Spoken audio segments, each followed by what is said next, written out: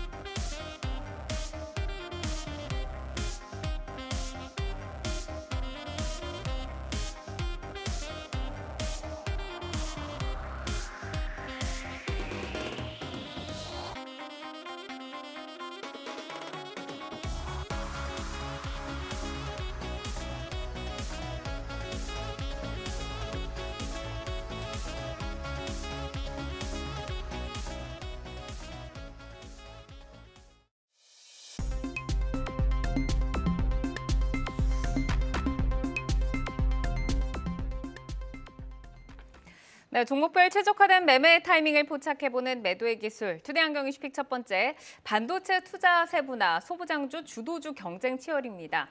2024년 청룡의 왕좌를 노리는 반도체 장밋빛 전망이 쏟아지는 가운데 공정별로 세분화해서 투자를 하는 상장 지수 펀드 출시가 예고가 되면서 이목이 쏠리고 있습니다. 현재 전공정과 후공정 어떻게 조금 구분을 해봐야 하는지, 그리고 여팡 회복 구간에서 공정별로 이익 변화에 대해서는 어떻게 좀 추정을 해볼 수 있을까요, 이사님? 네, 반도체 제조 과정은 크게 전공정과 후공정으로 나눌 수 있는데요. 이제 반도체 칩을 설계하고 이를 웨이퍼에 새겨 넣는 것을 우리가 전공정이라고 이렇게 얘기를 하고 있고요. 이후에 웨이퍼에 새긴 칩을 잘라서 이것을 뭐 소위 포장을 한다라고 하죠. 그것을 이제 대표적으로 후공정이라고 얘기를 하는데, 최근 같은 경우에는 이것을 좀 다른 반도체랑 연결을 해서 하나의 시스템 반도체를 만드는 것도 하나의 후공정으로 지금 얘기를 이제 하고 있습니다. 보통 이제 기존에는 이제 업황이 회복되는 구간에서는 순서가 전공정 장비, 그다음에 부품, 소재, 그다음에 후공정 이 순서대로 업황이 이제 개선되는 것을 보여왔는데요. 이번 사이클에서 좀 다른 모습을 좀 보여주고 있습니다. 반대로 후공정이 가장 먼저 회복을 먼저 보여주는 모습을 보여주고 있는데요. 일단 뭐 여러 가지가 이유가 있겠습니다만은 과거 사이클 대비해서 높아진 이제 재고가 소진이 되고 있고요. 그런 재고가 소진이 되고 있는 와중에서 소위 이제 공정이 이미 들어가 있는 이제 재고를 갖다가 이제 제공 재고라고 하는데, 이것이 완제품으로 이제 바뀌게 되면서 감산이 점진적으로 종료되고 있고요.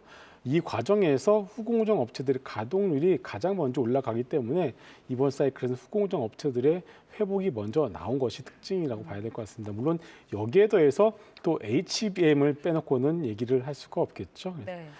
결국 이제 여기에 대해서 전기차, 자율주행차 같은 어떤 이런 시스템 반도체의 어떤 수요가 높아진다라면은 과거 사이클과는 다르게 이번 사이클에서는 전공정 업체들보다는 후공정 업체의 어떤 멀티플이 조금 더 과거보다 높아진 어떤 그런 모습을 우리가 좀 보지 않을까 이렇게 보고 있습니다. 네.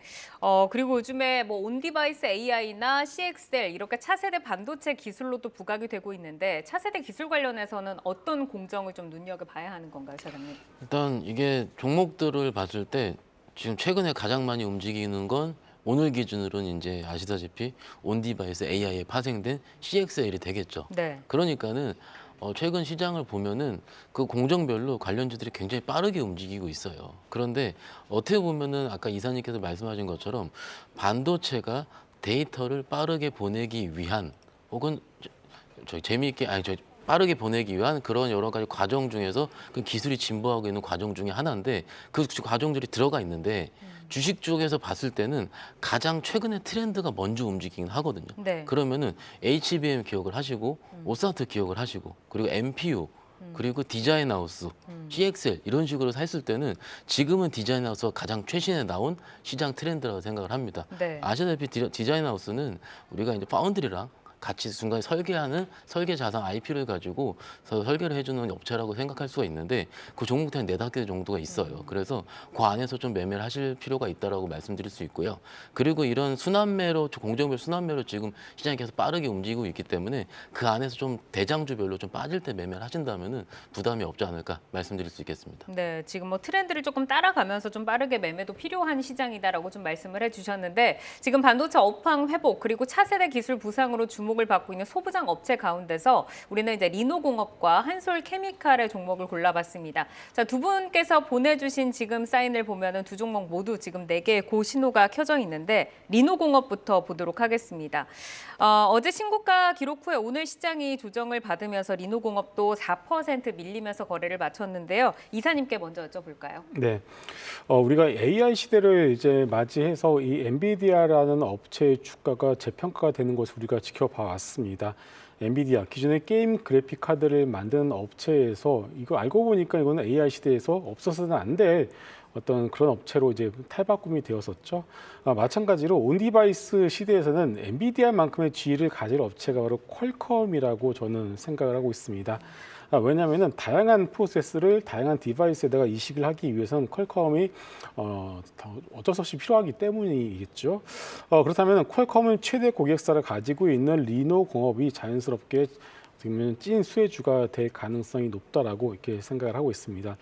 여기에 대해서 리노공업이 또 주가가 한 번 더 좀 올라가는 좀 계기가 있었는데, 바로 이 ARM입니다.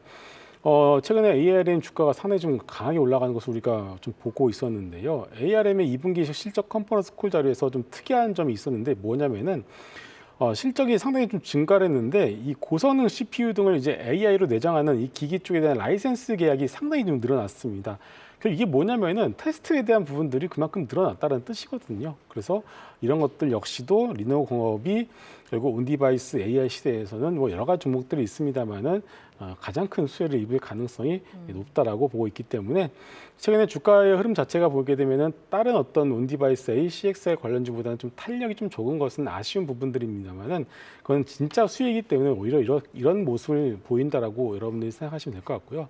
리노 같은 경우는 한번 이거 빅사이클을 타게 되면은 주가는 좀 무섭게 길게 올라가는 어떤 그 특성을 가지고 있기 때문에 눌림목마다 좀 모아가시는 그런 전략이 필요할 것 같습니다. 네, 박현상 시장께서도 고사인을 주셨는데 리노공업이 반도체 후공정 업체고 테스트 소켓 분야에서는 1위 업체입니다. 앞서서도 이제 회복 속도를 이제 후공정 업체가 가장 빠를 것이다라고 좀 말씀을 해주셨는데 업황 회복 시에는 수요 증가 어느 정도나 좀 기대를 해볼 수 있는지 그리고 차세대 반도체 확장이 외형 성장에는 얼마나 좀 기여를 하게 될까요? 일단 차세대 반도체 확장이 우리가 얘기한 HBM을 비롯한 AI 반도체로 얘기를 할 거고요. 이사님께서 말씀하신 것처럼 이런 테스트 소켓에 대한 컴퓨팅 수요가 계속 늘어날 것이다라는 건 우리가 컨커를 통해 다 들어왔습니다. 그런데 우리가 이제 그 리노공업을 주목하게 된 계기가 11월 중순부터 정도 되거든요. 네. 그때 어떤 시장에서 평가가 있었냐면 ISC라는 기타 다른 소켓 업체들도 있는데 리노공업은 이익률도 이렇게 잘 나오는데 왜 이렇게 싸지였어요. 그런데 사실은 리노공업을 비교해 보시면 OPM이 한 40% 정도 나오는 굉장히 우량한 회사고요. 그런데 뭐에 덮여 있었냐면 모바일 쪽에 덮여 있었습니다. 즉 우리가 2022년도, 2023년도로 넘어오면서 모바일 자체가 역성장으로 어쩔 수 없는 환경이 진워질 수밖에 없었기 때문에 좀 억울하게 좀 눌려있던 상황인데 그때도 종목이 파괴적으로 바뀌었던 거고요. 네. 아시다시피 온디바이스 AI에서 가장 그 수혜가 있었던 것 같은 경우는 엣지 디바이스, 즉 모바일 쪽에 수혜가 있습니다. 그렇기 때문에 리노 같은 경우는 그 이후부터 오늘도 뭐 4% 정도 빠지긴 했지만 지금 정도의 조정은 큰 조정이 아니라고 판단할 수 있겠고요. 네. 뭐 이제 그렇게 부담스럽지 않은 자리이기 때문에 지금부터 보시면 어떨까 싶어서 말씀을 드리고 있습니다. 네, 오늘 뭐 4% 정도 밀리긴 했지만 뭐 말씀 주신 대로 작년에 이제 11월부터 시작해서는 계속 지금 상승 추세를 타고 있는데 여기서 그러면 흔들리지 않고 홀딩을 하면서 추가 수익을 좀 기대를 해봐야 되는 자리일까요, 이사님? 네, 맞습니다. 이번 사이클은 앞서도 강조드렸다시피 단계에 끝나는 사이클은 아닌 것 같고요. 빅 사이클의 초입이라고 봐야 될 것 같습니다. 삼성전자가 이번에 새롭게 나오는 스마트폰에 AI 기능을 이제 탑재를 할 것으로 이제 보고 있는데요. 애플을 넘어설 수 있는 어떻게 보면 새로운 기회다라고 판단을 하고 있기 때문에 정말 심혈을 기울여서 이 신제품을 만들고 있는 것으로 파악이 되고 있습니다.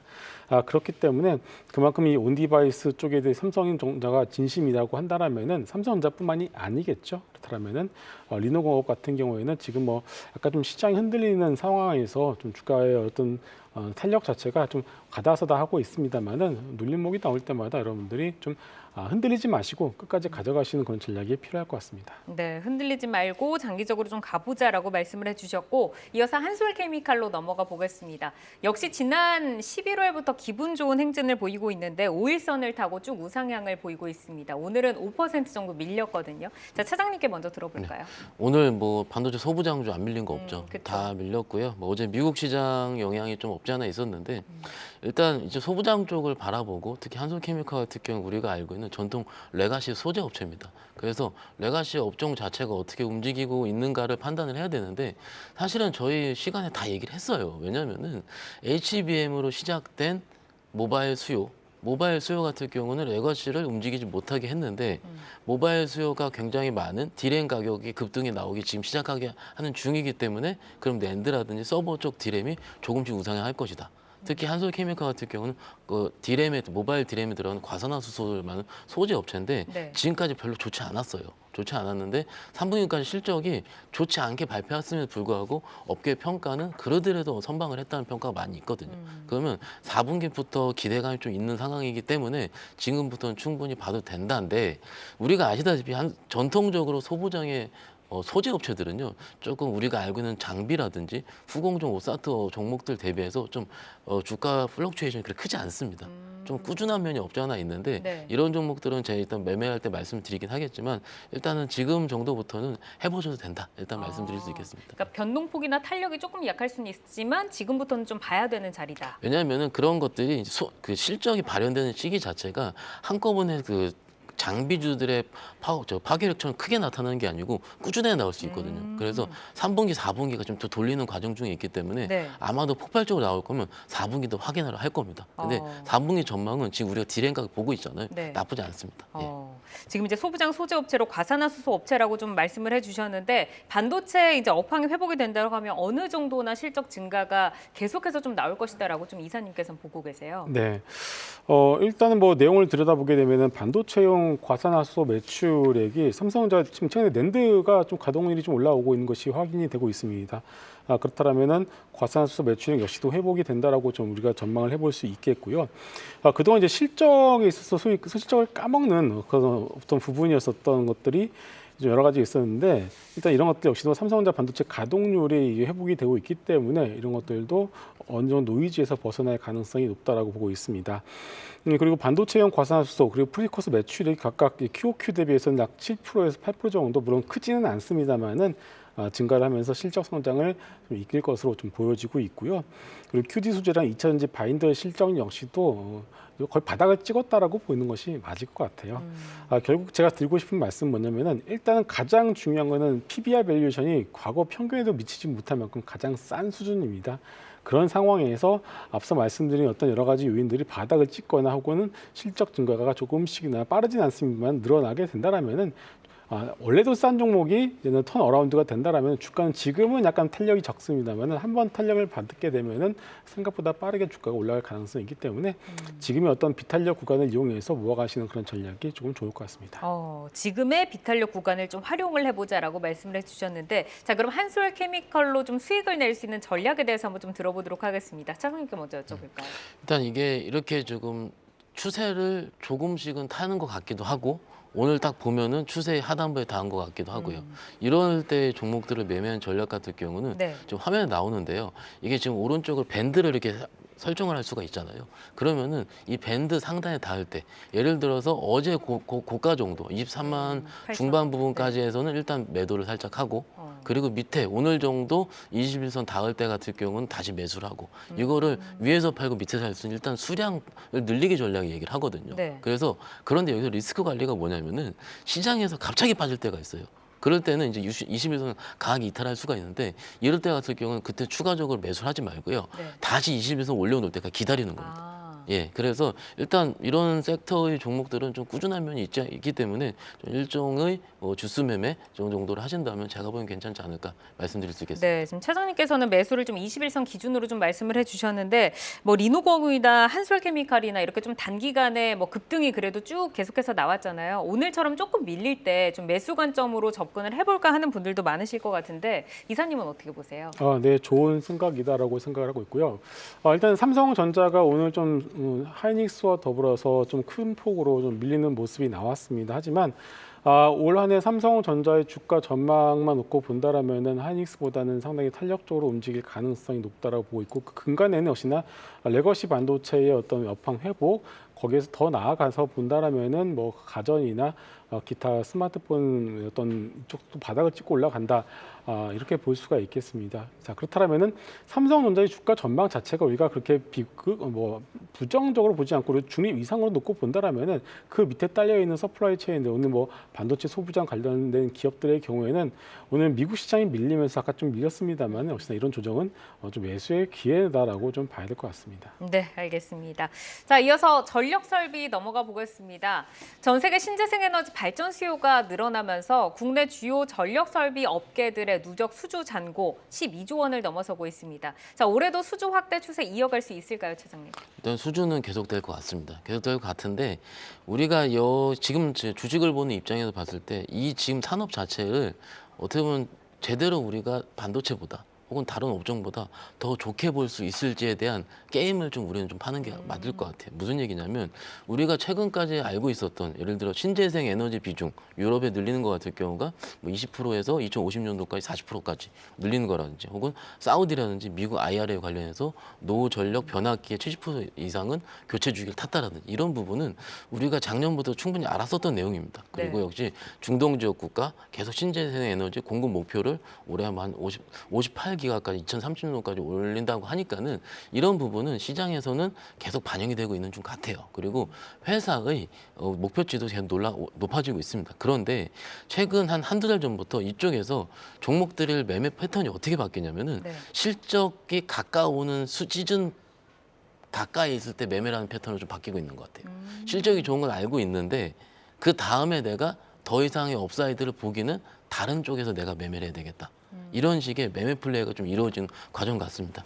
일단 큰 줄기에서는 이런 인프라 교체 수요라 이런 건 지속되고 있기 때문에 보는 건 맞긴 하지만은 소위 이 업종을 봤을 때는 좀 단기 매매 플레이는 하지는 않는 게 어떨까라고 같이 말씀드릴 수 그러니까 있겠습니다. 미래 기대감을 많이 끌어오기보다는 지금 실적을 좀 확인하고 가는 좀 안정적인 그렇죠. 매매 장세네요. 자, 이 전력 설비 업계가 이제 늘어난 수주 잔고에 이미 3년치 일감을 확보를 했다는 소식이 이제 이미 알려져 있는데 앞으로 좀 몇 년간 우상향 사이클 실적 그려갈 수 있을까요, 이사님? 네, 뭐 몇 년까지는 모르겠습니다만은 이 사이클을 봄, 여름, 가을, 겨울이라고 놓고 본다라면은 개인적으로는 여름에서 가을로 넘어가는 그 중간 단계이지 않을까 이렇게 보고 있습니다. 정말 올 한 해, 작년이죠. 2023년 하반기 내내 이 전력기기 관련주들 주가만 보시게 되면은 재룡기기 같은 경우는 좀 밀렸고요. 다른 종목들 같은 경우는 올라가지도 밀리지도 않는 그런 모습을 보였습니다. 이유가 뭐냐면은 정말 그렇게 좀 뭐 누가 얘기를 하는지 모르겠는데 그렇게 피크아웃 얘기들을 많이들 하시더라고요. 뭐 배가 아파서 그런지는 모르겠습니다만은 일단은 3년치 수주 잔고만 놓고 보더라도 적어도 앞으로 향후 1, 2년 정도는 충분히 우리가 먹고 살 수 있다라고 좀 보고 있고요. 현재 주가 수준 자체가 그렇다면은 3년치 수주 잔고 그리고 1, 2년치 어떤 실적을 끌어다가 반영을 시켰냐라고 물으신다면 또 그것도 아닌 것 같습니다. 자, 그렇기 때문에 일단 그동안 좀 주가가 기관 조정에 어떤 그런 과정을 거쳤다라면은 다시 한번 한 단계 레벨업을 할 가능성이 높다라고 보고 있고요. 그 이유는 두 가지로 말씀을 드릴 수 있을 것 같은데 역시나 이제 북미 시장이 가장 크죠. 북미 시장에서는 신재생 에너지가 이제 본격적으로 발전이 증가를 하고 있고요.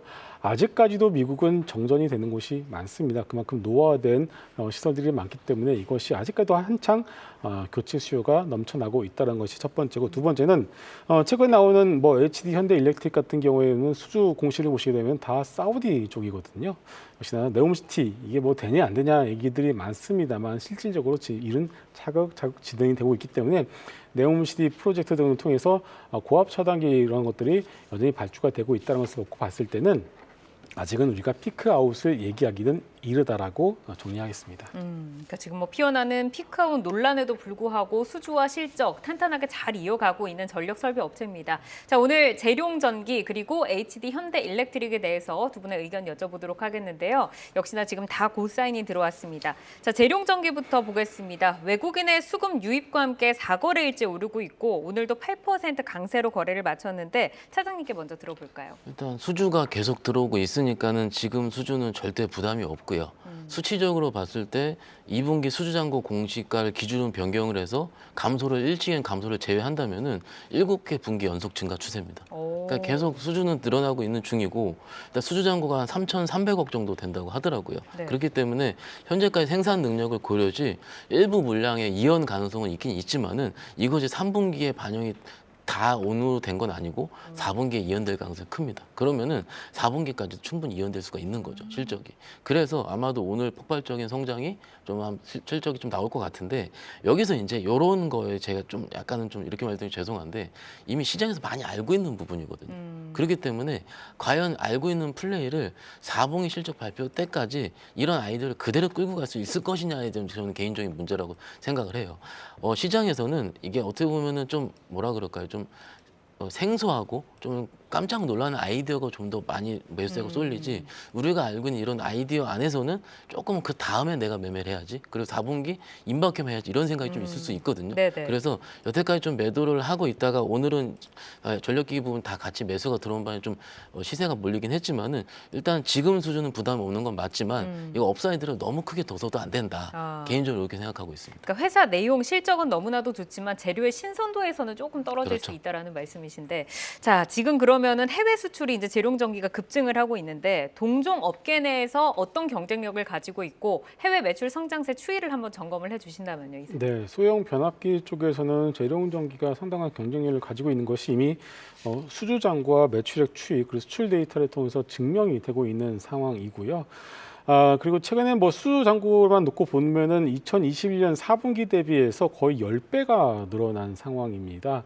그런데 주가는 가다가 오히려 더 밀려갔고 오늘에서야 조금 더 조금 이제 올라가고 있는 상황이기 때문에 여전히 주가 측면을 놓고 보더라도 저는 부담이 없다라고 말씀드릴 수 있을 것 같고요. 네. 그리고 수출 데이터의 경우에도 우리가 이게 수출 데이터 볼 때는 이게 서울 광진구 쪽으로 잡히게 되는데 올해 작년 11월 달에 수출 데이터가 한 번 더 점프업을 했습니다. 엄청나게 지금 수출이 잘 되고 있다는 것을 데이터를 통해서 한 번 더 확인을 해볼 수가 있겠고요. 그것을 바탕으로 해서 이제 매출이 이제 하나둘씩 잡히게 되는데 일단 작년 예상되는 매출액은 1,786억에 영업이익은 약 682억 정도로 이제 예상을 하고 있고요. 올해 같은 경우는 2,500억 매출에 약 940억 정도로 예상을 하고 있기 때문에 이 숫자 자체가 저는 이제 미스가 날 가능성은 상당히 낮다라고 좀 보고 있습니다. 그래서 오늘의 어떤 주가의 상승은 충분히 그만한 이유가 있다, 당연한 거다라고 생각을 하고 있고요. 다만 이제 주가의 탄력성을 좀 더 놓고 본다라면은 전고점을 아마 돌파하는 모습이 나오면은 아마 그때부터 좀 클라이막스라고 하죠. 주가가 상당히 좀 가파르게 올라가는 그런 시세가 나올 가능성이 높습니다. 이제 그런 것을 좀 기다리신다라면 기다렸다가 신고가 나는 것을 보고서 매매를 하셔도 좋고 나는 좀 싸게 사시겠다라고 하신 분들의 경우에는 지금부터 모아가셔도 좋을 것 같습니다. 지금 이제 두 분 다 고사인을 주셨고 지금부터 이제 모아가는 전략도 주셨는데 이게 보니까는 작년에 이제 9월, 10월 정도에 편입하신 분들은 또 장기적으로 그렇죠. 랠리를 좀 기대하고 계시는 분들이 계실 거잖아요. 어떻게 좀 평단을 낮춰야 하는 건지 어떤 전략을 좀 주시겠어요? 이게 그 투자자분들의 성향 차이일 수도 있고 시장의 컬러일 수도 있습니다. 지금 1월 달에 대부분 투자자분들이 내가 지금 많은 부품 꿈을 안고 어떤 섹터를 내가 매수할까 고민을 많이 하시잖아요. 네. 그런데 경험적으로 1월 달에 새로운 섹터들이 지금 우리가 아까 반도체들이 이렇게 피어나고 있는 중인데 지금 오늘 시장이 조정을 많이 받았고 주제가 지금 그 전력기기 쪽인데 시장이 조정받을 때 올라왔다라는 게 일단 전력기기 섹터죠. 그러면은 조정받을 때 올라오는 섹터가 과연 시장 올라올 때 같이 내가 견딜 수가 있겠느냐라는 거예요. 이게 시장의 컬러고요. 우리 보시는 시청자들의 컬러일 수도 있습니다. 그런데 저는요, 약간은 현재 물량은 지금보다 충분히 작년 9월 달 고점까지는 충분히 트라이할 가능성이 있는데 여기서 내가 물량을 조금 더 실어서 매매를 하는 것보다는 일단 다른 섹터를 좀 신선한 섹터를 매매를 하는 것도 일종의 컬러의 싸움일 수가 있거든요. 그래서 좀 다양한 각도로 보시는 게 어떨까 말씀드릴 수 있겠습니다. 네, 올해 또 신선한 섹터도 함께 좀 보는 게 좋을 것 같다라고 좀 말씀을 해주셨고 HD 현대일렉트릭 넘어가 보도록 하겠습니다. 자, 이사님께서도 이제 고 사인 주셨는데 먼저 의견 여쭤볼까요? 네, 일단은 HD 현대일렉트릭 같은 경우에는 역시나 재룡 전기와 마찬가지로 수주를 빼놓고는 얘기할 수 없겠죠. 사상 최대 수주를 보여주고 있고요. 역시나 수주가 단단하다라는 것은 그만큼 자연스럽게 최대 실적으로 이어질 수 있다는 것을 얘기를 할 수 있겠습니다. 지난해 신규 수주 32억 달러 정도로 추정이 되고 있습니다. 역대 사상 최대치를 보여주고 있고요. 일단은 현대일렉트릭 최근에 사우디 네옴시티항 쪽으로 해서 약 2천억이 넘는 수주를 공시를 했습니다. 여기에 더해서 미국 캘리포니아 산타클라라시 쪽으로 해서 약 800억 정도의 또 공급 계약을 체결했습니다. 이것을 다 더하게 되면 약 32억 달러 정도가 되고 있고요. 중요한 것은 이게 저가 수주라면 이게 또 큰 의미는 없을 것 같은데 저가 수주도 아니에요. 단가가 상당히 좀 잘 올라가고 있는 상황이고요. 여기에 또 캐파 증설을 이제 이미 발표를 한 상황이기 때문에 단가가 올라가고 있는데 캐파가 증설이 된다는 것은 결국 업황 자체가 엄청난 호황기에 지나가고 있다라고 좀 볼 수가 있겠습니다. 다만 아까도 말씀드렸다시피 그렇다면 이게 피크아웃이냐 아니냐가 중요한데 피크아웃은 아닌 것 같고요. 네. 역시나 여름에서 가을로 넘어가는 즉 다시 말해서 이런 업체들의 경우에는 역시나 상승의 클라이막스가 여전히 남아 있다라고 보시고 부담 가지 마시고 접근을 해보셔도 좋을 것 같습니다. 차장님께 이제 짧게 좀 여쭤보겠는데 신규 진입으로는 어떨까요? 신규 진입을 하실 수 있는 분은 일단 현금 있으신 분이고 일단 내일 매수가 들어가면 신고가 트라이거든요. 네. 신고가 트라이 할 수 있는 종목을 들어가신다? 그런 분들은 아시다시피 굉장히 공격성이라는 야성이 높으신 분입니다. 근데 그런 분들의 특징이 과연 이런 전력기기 섹터를 매매할 것이냐의 문제도 있을 수가 있을 것 같아요. 그래서 저는 매매 관점이라면 지금도 부담은 없다. 그렇지만 신규로 좀 길게 모아가실 분들은 보유자의 영역이다 말씀드릴 수 좀 더 있겠습니다. 눌린 뒤에 장기적인 그렇죠. 투자는 좀 예. 보자. 정도 정리를 해보도록 하겠습니다. 자, 오늘 리노공업과 한솔케미컬, 재룡전기, HD 현대일렉트릭까지 살펴드렸고요. 저희가 현재 주가와 모멘텀을 기준으로 포인트를 제시를 해드리기 때문에 늘 시장이 변화하면 전략도 변동 가능한 점 기억을 해주시기를 바라겠습니다. 계속해서 이슈와 모멘텀 팔로우하면서 여러분의 전략 체크해드리겠습니다.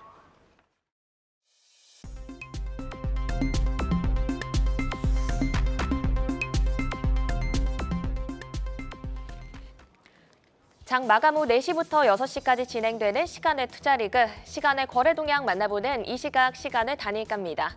정규장 마감 후 오후 4시부터 6시까지 10분 단위로 시간의 단일가 거래가 이뤄지는데요. 시간의 주요 종목 등락률 실시간으로 생생하게 전달해 드리겠습니다. 그럼 이 시간의 단일가 코스피 상승률 상위부터 보겠습니다. 네, 코스피에서는 진양산업, 페이퍼코리아가 상승률 상위단에 자리를 하고 있습니다.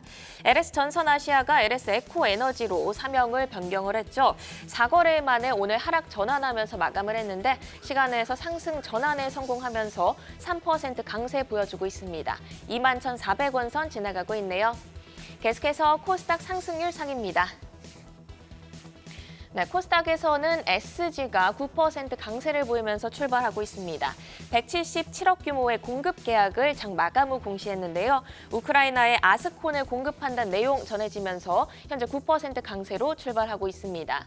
또 베노티에날 그리고 유비온도 7% 그리고 각각 5% 강세를 보이면서 출발을 하고 있고요.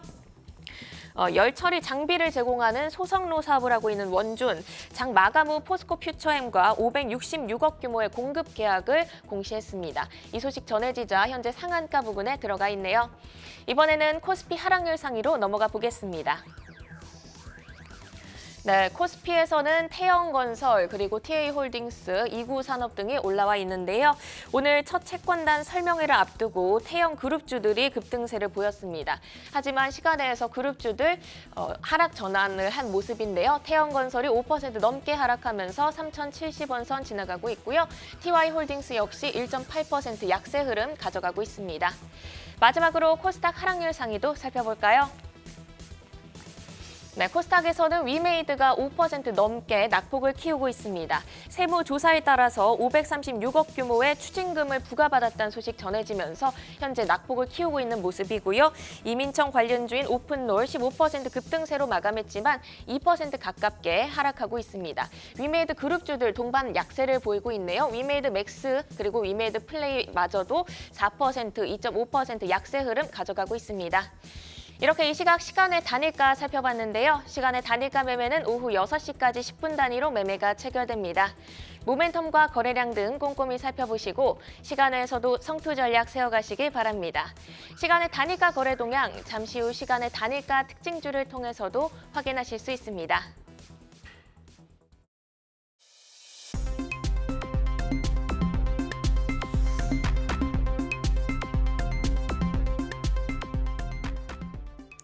다양하게 부각되는 이슈와 모멘텀 속에서 연속성 있는 재료로 우상향할 주인공 누가 될까요? 주도주로 떠오르게 될 종목을 미리 만나보는 라이징 스탁입니다. 자, 오늘은 라이징 스탁의 수익률 베스트 종목 먼저 확인해 보겠습니다. 박현상 차장의 종목이고요. 지난해 11월 8일 방송한 심택, 목표가 4만 원 돌파를 하면서 수익률 20.1% 기록을 했는데 지금 목표가를 우상향을 해주셨어요. 어떤 전략인지 점검 한번 받아볼까요?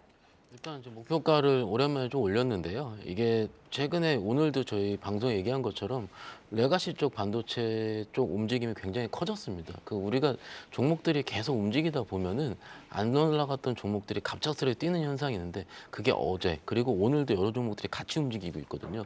그러니까는 이게 실적이 기반이 돼서 사이클을 타고 가는 레거시 쪽이 움직이는 건 지금은 충분히 보유 의견이 맞을 수 있겠고요. 작년보다는 올해 실적이 조금씩 늘어나는 중이기 때문에 조금 더 실적 평가에 대한 부분을 높게 서서 목표가를 좀 올렸습니다. 네, 목표가를 지금 5만 원으로 상향 조정을 해주셨습니다. 참고를 해보시기를 바라고요. 자, 그럼 세 분의 오늘의 라이징 스탁도 확인해 보도록 하겠습니다. 황재수 지점장, 글로벌 텍스프리, 박현상 차장, 유진테크, 김성훈 이사, 현대로템 가지고 오셨는데요. 황재수 지점장의 라이징 스탁을 만나보기 전에 지점장님께 이제 축하할 일이 하나 있는데 2023 하반기 한경 스타워즈 실전 투자 대회에서 최종 우승을 차지를 하셨습니다. 축하드립니다. 네, 감사합니다. 특히나 또 참가자 가운데서 보니까 시장 성과를 웃도는 수익률을 낸 유일한 참가자이시더라고요. 매매 종목을 이제 보니까는 화장품 가운데서는 VT가 좀 눈에 띄었고 또 제약바이오 가운데서는 좀 더 빠르게 출발을 했던 레고캠 바이오도 눈에 띄었는데 이 우승 비결 그리고 포트폴리오 전략 팁을 저희가 좀 간단하게 들어볼 수 있을까요? 사실 뭐 준비를 못했는데 또 여쭤보시니까 네. 뭐 말씀을 드리겠는데 우선 사실상 뭐 시작하자마자 이제 굉장히 시장이 안 좋았었다가 이제 다시 다 올라왔는데 상대적으로 이제 뭐 큰 폭의 시장 우위를 못 보였던 거에 대해서는 좀 아쉽게 생각을 하고요. 전체적으로 종목을 접근하는 데 있어서는 이익 모멘텀이 좀 살아있는 종목, 그러니까 분기 2개년 연속으로 좀 증가하는 종목, 그리고 또 매출이 계속 증가할 거라든지 요즘에는 데이터가 잘 나와서 수출입 데이터도 뭐 품목별로 나오고 있고요. 뭐 이런 부분 때문에 실시간으로도 요즘엔 뭐 분기 매출 추정할 수 있는 뭐 개인들도 이제 잘 찾는다면은 할 수 있기 때문에요. 그걸 본다면은 뭐 2개 연속 뭐 연속으로 이익 실적이 증가했던 부분이 또 3개월도 된다. 또 실적 모멘텀으로 작용할 수 있는 종목들을 좀 선택을 했었고요. 그리고 현금이라든지 뭐 이런 뭐 유상증자도 이제 포함이 되긴 하겠지만 유상증자하면 단기적으로 굉장히 큰 악재가 되겠지만 이 현금이 그러니까 이제 PBR이 이제 EPS 상승으로 올라오는 종목들로 좀 많이 매수했었던 것 같습니다. 네. 네, 알겠습니다. 또 이렇게 이제 포트폴리오를 어떻게 또 투자의 고수들이 구성하는지 늘 투자자들의 관점에서는 궁금한 내용인데 메모를 하고 좀 공부를 해보는 걸로 저도 참고해 보겠습니다. 자, 그러면 황재수 지점장의 새해 첫 라이징 스탁 글로벌 텍스프리 보겠는데요. 라이징 포인트 만나볼까요? 예, 뭐 많이 들으셨을 겁니다. 뭐 해외여행 유입에 있어서 가장 큰 수혜주라고 볼 수 있었는데 주가는 사실상 그러지 못했었는데요. 뭐 요약해서 이제 말씀을 드리면은 사후면세점 같은 경우에는 이제 뭐 소비세 그 세금을 이제 돌려주는 건데 외국인들이 많이 왔을 경우에는 되게 기대감이 뭐 매출이 증가하기 때문에 기대감이 또 컸었거든요. 뭐 중국 관광객들이 유입됐기 때문에. 근데 실질적으로 2019년 대비해서 제가 정확한 수치는 기억 못하지만 19년 대비해서 중국 관광객들이 50% 미만, 그러니까 44%를 제가 기억을 하는데 그 정도로 생각보다 중국인들이 많이 넘어오지 못했다. 그래서 매출 성장세가 좀 더디다라는 것 때문에 주가가 기대감으로 크게 상승했다, 좀 하락된 것 같은데요. 실질적으로 올해 사후면세점에 있어서는 뭐 개별적으로는 굉장히 큰 정책 변화가 있습니다. 뭐 우선은 뭐 경험을 해보신 분, 예를 들어 일본 가거나 가까운 데 가셔서 이제 뭐 환급 받으신 경험 있으신 분들 경우 알 텐데 뭐 일본 같은 경우 제 기억에 5만 원 이상 건당 넘지 않으면은 안 되는 걸로 알고 있거든요. 근데 국내도 마찬가지였습니다. 3만 원에서 이제 15,000원 건당만 넘어도 환급 받을 수 있고요. 그리고 1회 이제 50만 원, 총 250만 원까지만 이제 환급을 해줬는데 1회 100만 원에서 총 500만 원까지 2배나 상향했습니다. 뭐 일반 물품 샀을 때 이렇게 많이 환급 받기는 좀 어렵긴 한데 뭐 의료라든지 이런 부분에 있어서 환급이 굉장히 많이 되기 때문에 뭐 유용한 뭐 의료 미용이라든지 이런 부분으로 관광 오시는 분들 같은 경우에는 굉장히 큰 뭐 증대 효과가 있을 것 같고요. 그리고 가정에는 이제 키오스크나 뭐 창구 가구 이런 데서 이제 뭐 환급 받는 거에 불편함이 있었는데 지금은 이제 즉시 환급이 되기 때문에 이런 부분 편리성 때문에 결과적으로 관광객들이 늘어난다? 곧 회사의 매출이 증가하는 부분이 있습니다. 그리고 모멘텀을 하나 말씀을 드리면은 프랑스 텍스프리 자회사가 있습니다. 올해 프랑스가 뭐 올림픽이 있기 때문에 7월, 네. 8월에서 모멘텀으로 작용할 것 같거든요. 뭐 현재는 월 매출이 7억 원입니다. 사실상 약간 일시적인 거고 뭐 올해 크게 뭐 증가는 하겠지만 그래도 이제 모멘텀이라는 게 꼭 회사에 큰 변화가 있지 않아도 뭐 주가에는 좀 변화를 주는 경우가 있거든요. 네. 7월에 프랑스 모멘텀 하는데 프랑스 텍스프리 자회사를 갖고 있다? 약간 모멘텀으로 작용할 수는 있을 것 같습니다. 월 7억에 한 35% 영업이익 나는 걸로 알고 있는데 그럼 사실 매출 효과가 아주 크진 않지만 그래도 큰 모멘텀으로 작용하지 않을까라고 이제 생각됩니다. 네, 지금 이제 실적의 내용을 찾는 환급 금액이 커진 점도 모멘텀이기도 하고 이제 파리 올림픽으로 관련주로 묶일 수 있는 또 일정적인 심리적인 모멘텀까지 있다라고 지금 짚어주셨는데 그럼 주가적으로는 얼마나 좀 더 우상향해 볼 수 있을 거라고 보세요? 예, 우선 말씀드렸던 대로 이제 뭐 7,430원까지 올라서 뭐 장중 고점이긴 하지만 7,430원까지 올랐다. 그때문에 중국인 유입에 대한 기대감이 굉장히 컸다가 실질적으로 그렇지 못했던 부분 때문에 이제 장기 하락을 했거든요. 최근에 이제 좀 매수세가 좀 유입이 되고 있는 것 같습니다. 기간의 매수세도 좋아지고 있고요. 저는 전고점 고점을 돌파는 시도할 거라고 이제 보고 있고요. 만약에 제 개인적으로 어떻게 지금 매수할래라고 여쭤보시면 사실 지금 이제 일부를 매수하고 뭐 주가가 더 상승한다면 이제 추가로 매수한 다음에 고점 뭐 전고점에 왔을 7,000원 부분에 한 3만 반 정도를 매도를 하고 지켜볼 걸로 예상이 돼서 있어서 저는 그냥 7,000원을 목표로 트라이할 걸로 예상이 되고 있습니다. 네, 알겠습니다. 참고하도록 하겠습니다. 자, 이어서 박현상 차장의 라이징 스탁 넘어가 보겠습니다. 유진테크 가지고 오셨는데요. 라이징 포인트 만나볼까요? 일단 저희가 오늘 여러 가지 공정에 따른 대장주들이 움직이고 있다 말씀드렸는데 그 중간에 유진테크 때문에 말씀을 안 드린 부분이 다른 공정 중에서 가장 핵심은 전공정 중에서 있는 미세화 부분입니다. 그래서 미세화 부분의 핵심 장비를 가지고 있는 유진테크가 지금 최근에 소외되고 있기 때문에 부담이 없다라고 말씀드리는 중이고요. 전공정 방막 증착 장비라고 얘기를 하는데 이것을 싱글타일 LPCVD 장비라 얘기를 합니다. 이 CVD 장비 같은 경우는 우리가 알고 있는 저압 고온에 충분히 증착할 수 있는 장비를 얘기할 수 있고 이 장비가 들어가는 회사는 아시다시피 하이닉스라든지 삼성전자, 마이크론에 납품이 들어가고 있습니다. 그렇기 때문에 제 과거의 레퍼런스가 충분히 있는 부분이 있고요. 그런데 이런 장비 업종의 특성상 아까 말씀드린 것처럼 실적이 빠르게 붙는다 말씀드렸는데 3분기까지 굉장히 좋지 않았습니다. 3분기 영업이익이 7억 2천 정도 나왔거든요. 그러니까 QOQ 대비해서 90%나 빠진 수치이기 때문에 이게 무슨 일인가 많이 생각하셨을 텐데 이게 일부 고객사에서 CR로 좀 있었고요. 이 CR 같은 경우가 우리가 이제 그 감가상각이 좀 일어난다 얘기를 하죠. 그 단가가 빠진다는 부분인데 CR이 반영됐음에도 불구하고 흑자를 유지했다는 게 일종의 키포인트. 그리고 4분기 같은 경우는 주요 고객사 캐펙스 컷이 있음에도 불구하고 장비 기업 중에서 가장 견조한 실적이 나올 수가 있기 때문에 지금 3분기에서 4분기에 넘어간 이 수치에서 아까 그 여러 공정이 들어가 있는 부분에서 가장 최근 소외되고 있는 유진테크를 보신다면은 어떨까 싶습니다. 네, 지금 이제 시장에서 조금 소외가 되고 있다라고 했는데 시장이 돌아본다라고 하면 어느 정도의 가격대까지 올라갈 수 있다고 보세요? 일단 지금 4만 원 초반대 부근인데요. 적어도 작년 고점, 11월 고점까지 갈 수 있다 보이기 때문에 네. 지금 수준에서 한 20% 정도 업사이드가 있는 4만 7천 원대까지는 일단 목표가로 둘 수 있겠고요. 최근에 종목들이 빠지면서 크게 빠지거든요. 그래서 요즘은 손절가를 좀 짧게 잡는 편입니다. 그래서 120원 부근이 있는 3만 8천 원으로 같이 말씀을 드릴 수가 있겠습니다. 네, 알겠습니다. 자, 이어서 김성훈 이사의 라이징 스탁 현대로템 보겠습니다. 스토리 한번 들어볼까요? 네.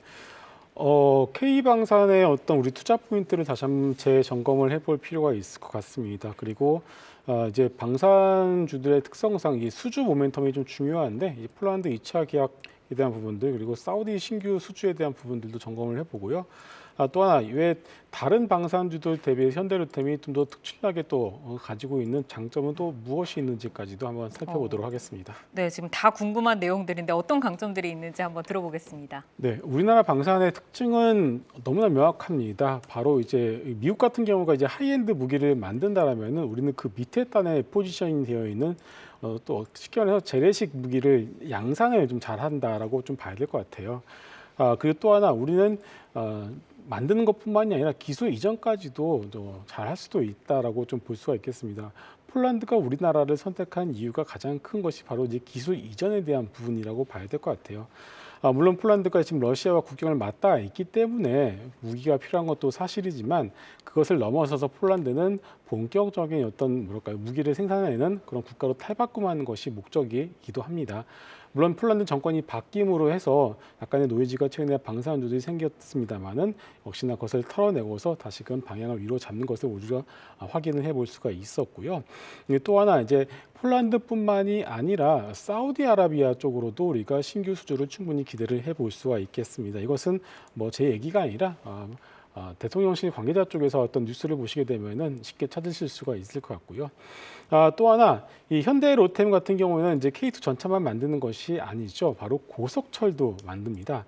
전 세계에서 이 고속철을 만들 수 있는 기술을 가지고 있는 회사가 몇 개가 되지 않습니다. 자, 그렇다면은 얼마 전에 바이든 대통령이 이제 미국도 고속철을 깔겠다라고 발표를 했습니다. 그러면은 우리나라를 제외하고 싸게 만들 수 있는 나라는 중국밖에 없는데 과연 중국 업체를 과연 미국에서 쓸 수 있을까요? 아니겠죠. 그러면은 가성비적인 측면에서 방산뿐만이 아니라 고속철도 가성비 측면에서 가장 싸고 좋게 만들 수 있는 나라는 우리나라, 그중에서 현대 롯데밖에 없습니다. 아직 이러한 부분들을 시장에서는 관심이 없기 때문에 주목하고 있지 않겠습니다만 시간의 문제인 것 같습니다. 주가는 바닥이라고 보고 있고요. 지금 주가 수준에서는 여러분들 뭐 크게 걱정할 것은 없을 것 같습니다. 네, 현재 지금 주가를 바닥이다라고 표현을 하셨는데 그러면 현대로템의 이런 성장 스토리를 딛고 어느 정도의 목표가까지 좀 예상을 하세요? 네, 지금 주가 수준에서는 전혀 접근이 무리가 없다라고 보고 있습니다. 매수가 현재가로 말씀을 드리겠고요. 목표가는 5만 원 정도로 제시를 해드리겠습니다. 그러면은 적어도 한 100% 정도의 수익률을 여러분들 기대를 해보실 수가 있을 것 같고요.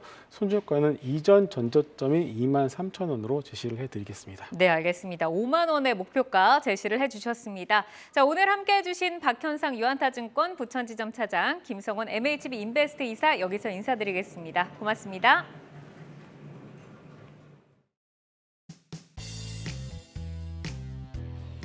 네, 시간의 단일가 거래 속 특징주들을 따라가 보는 시간의 단일가 특징주 탑5 시간입니다. 바로 특징주 5위부터 확인해 볼까요?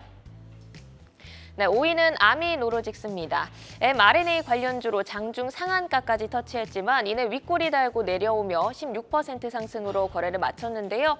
윗골이 달리며 힘이 빠진 만큼 시간에서는 약세 흐름을 보이고 있습니다. 1% 하락하고 있네요. 4위는 손오공입니다. 캐릭터 완구와 애니메이션 사업을 주력으로 하고 있습니다. 윤석열 정부의 저출산 정책에 따른 수혜 기대감에 오늘 엔젤 산업주들 동반 강세를 보였습니다. 손오공은 다른 종목에 비해 1% 강세로 탄력이 약하긴 했지만 시간에서 강세 이어지고 있는 모습입니다. 3% 가깝게 상승하고 있네요. 3위 확인해 볼까요? 3위는 피코그램입니다. 올해 실적 개선 기대감에 주목을 받았다가 최근에는 쉬어가는 흐름인데요. 다시금 시간에서 거래량 동반한 상승 나오고 있습니다. 4% 상승하면서 5,600원 선 지나가고 있습니다. 2위는 제로투세븐이 차지했습니다. 유아 스킨케어 브랜드 궁중비책으로 유명하죠. 마찬가지로 엔젤 산업주로 관심을 받으면서 오늘 17% 급등세로 마감했습니다. 시간에서 에너지 이어지고 있네요. 7%의 탄력적인 모습 보여주고 있습니다. 대망의 1위 확인해 볼까요? 원준입니다. 2차 전지 열처리 솔루션 기업으로 장 마감 후에 포스코 퓨처엠과 567억 규모의 공급 계약 체결 소식을 전했습니다. 조금 더 자세히 살펴볼까요? 이 공급 계약 소식이 전해지자 시간에서 7% 강세를 보여주고 있는데요. 내일까지 에너지 이어갈 수 있을까요? 예, 지금 뭐 가뭄의 단비 같은 느낌으로 작용을 하고 있는데요. 실질적으로 장비 회사들이 굉장히 안 좋았죠. 배터리에 대한 우려감이 뭐 다 아시는 것 때문에 뭐 설명하기는 좀 길긴 하지만 굉장히 우려감, 뭐 매크로적인 환경 굉장히 안 좋았었는데 좀 의미 있는 계약권인 것 같습니다. 이제 원준 같은 경우에 보면은 뭐 어떤 회사 2008년도에 설립된 이제 2차 전지라는 양극재라든지 음극재, 소재 열처리 장비거든요. 뭐 소송이라 그러는데 결과적으로 열처리를 통해서 이제 품질이라든지 이런 부분 굉장히 좀 좋게 만드는 회사고요. 그리고 최근 들어서 이제 폐배터리라든지 전고체에 대한 부분도 이제 연구를 지속적으로 하고 있습니다.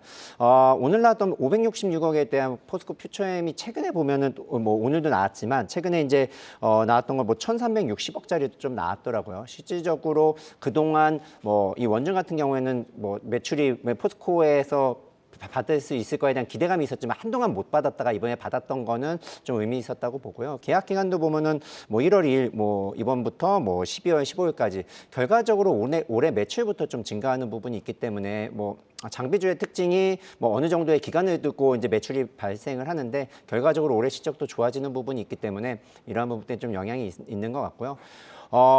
결국 금리랑도 이제 모든 게 이제 산업에 대한 동향도 마찬가지겠지만 금리에 대한 매크로 환경도 장비주들은 굉장히 중요하거든요. 지금 최악은 좀 지난 상황이다라고 보고 있고요. 그렇다고 이제 아직까지 모멘텀은 없기 때문에 좀 긴 텀을 보고 이제 투자를 해야 될 것 같습니다. 지금 뭐 나왔다고 바로 들어가는 것보다는 바닥권은 맞는데 이제 긴 텀을 보고 들어가자라고 말씀드리고 싶습니다.